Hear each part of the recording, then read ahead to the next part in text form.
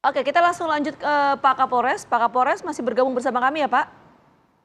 Masih Mbak, masih Mbak Rate, Mbak Vita. Oke, oke. Pak Kapolres yang ingin saya tanyakan, kita fokus ke pelakunya, Pak. Pelaku ini memang profesinya sebagai dukun penggandaan uang atau memang profesi sebagai dukun penggandaan uang ini dijadikan tool saja untuk kemudian menipu banyak orang hingga membunuh? Memang dari sebagian masyarakat itu tahunya dia itu seperti orang biasa dan sebagian orang juga tahunya dia sebagai seorang orang pintar Mbak. Ini terbukti bahwa dari luar kota ada yang datang kemudian bertemu dengan Mbah Selamat ini bahwa memang sebagian mengatakan orang biasa, sebagian mengatakan orang pintar yang bisa menggandakan Bentar. uang. Akan tetapi dalam pelaksanaan kegiatan modus penipuan penggandaan uang ini dibantu dengan BS Mbak, ini sudah kita lakukan penangkapan. Jadi tersangkanya saat ini 2 orang, demikian Mbak. Pak, modusnya apa sih Pak? Kok sampai orang dari luar dari Banjarnegara ini percaya jauh-jauh datang? Apakah memang pernah ada satu orang yang dianggap berhasil begitu? Perlu kami sampaikan Mbak bahwa tersangka ini memiliki kaki tangan, namanya berinisial BS.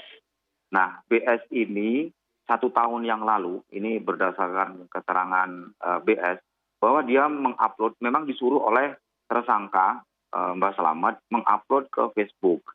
Isi daripada uploadan itu, Mbak Selamat ini adalah seorang pintar yang bisa menggandakan uang. Sehingga dari beberapa orang itu terkait termasuk eh, korban PO yaitu Parianto ini tertarik sehingga BS ini mempertemukan korban dengan tersangka untuk bertemu di Banjarnegara Wanayasa.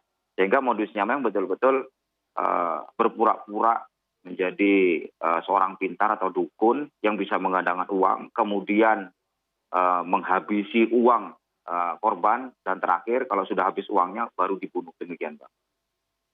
Oke, baik, saya nanti ke Pak Kapolres lagi, tapi saya mau ke Pak Edwin. Pak Edwin, itu betul bahwa memang sosok dari Mbak Selamat ini atau tersangka memang dikenal sebagai orang pintar, profesinya sehari-hari adalah dukung penggandaan uang, warga tahu soal itu? Nah, untuk warga ya ada yang tahu, ada yang kurang tahu. Masalahnya di situ kadang ada tamu yang datang, mobilnya itu banyak, maksudnya bergantian. Oke, jadi memang banyak tamu yang datang ke sana begitu ya Pak ya? Kalau yang sepengetahuan warga? Ya, Oke, kalau Pak Edwin sendiri tahu soal keseharian atau profesi dari tersangka ini? eh, setahu saya ya juga seperti itu. Jadi banyak orang yang datang ke situ itu eh, dari luar kota gitu.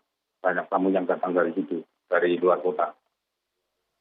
Oke, itu banyak tamu datang dari luar kota itu memang apa Pak? Kenapa pada banyak yang ke sana? Mungkin ada itu apa istilahnya penggandaan uang dan lain sebagainya. Pak Edwin, kalau warga sendiri mengenal nggak kaki tangan dari tersangka ini yang tadi disebutkan oleh Bapak Polisi? Enggak mengenal, enggak tahu. Jadi bukan warga sekitar ya Pak ya? Bukan warga sekitar sini. Baik. Tadi Pak Edwin juga menjelaskan ia baru beberapa tahun tinggal di sana ya, bersama keluarga ya Pak ya, tersangka ini?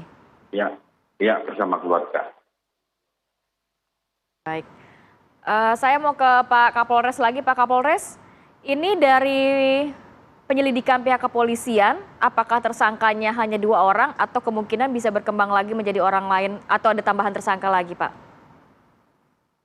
Berdasarkan hasil pemeriksaan Mbak, sementara pelaku melakukan pembunuhan dengan sendiri Mbak. Untuk BS itu hanya sebatas mengupload, memberikan informasi kepada khalayak masyarakat yang pengen menggandakan uang. Jadi untuk pelaksanaan kegiatan pembunuhannya itu dilakukan oleh Mbah Selamat sendiri Mbak, demikian Mbak.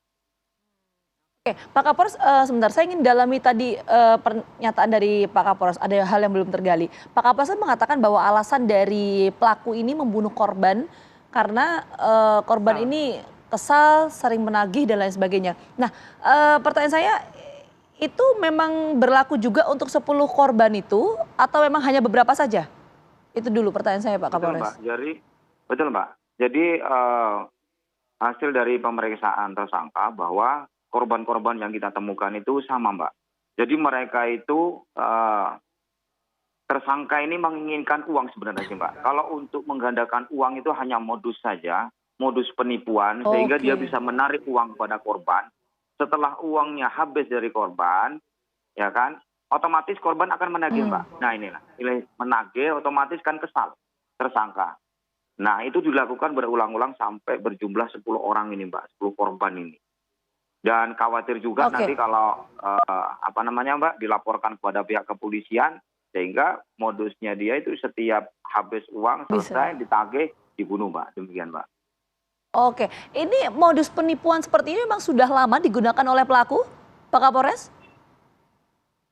Berdasarkan hasil pemeriksaan itu sejak tahun 2020, Mbak, pengakuan dia, Mbak. Tahun 2020. Baik, Pak Kapolres, mungkin terakhir pidana apa atau pasal apa yang akan dikenakan kepada tersangka? Pasal yang kita kenakan adalah pasal 340, yaitu pembunuhan berencana dengan ancaman hukuman mati atau seumur hidup, Mbak. Maksimal 20 tahun. Demikian, Mbak. Dan adakah himbauan untuk masyarakat jangan sampai begitu ya tergiur dengan mungkin iming-imingan penggandaan uang dan lain sebagainya, Pak? Baik, betul, Mbak. Kami menghimbau kepada seluruh masyarakat jangan tergiur dengan mendapatkan uang instan dengan jumlah banyak.